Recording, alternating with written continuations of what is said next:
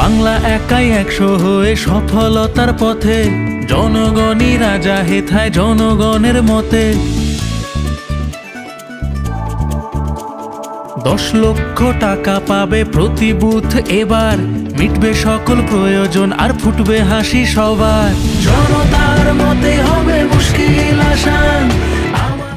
যে মানুষেরা ভোট দেয় সেই মানুষ একা সরকারি ক্যাম্পের মধ্য দিয়ে তাদের মতামত জানানো।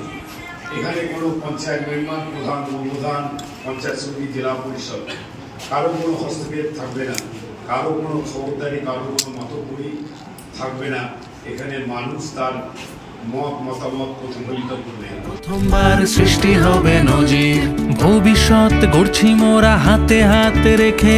তাই তো বলি পৃথিবীর ইতিহাসে এই জিনিস আমরা কেউ দেখিনি।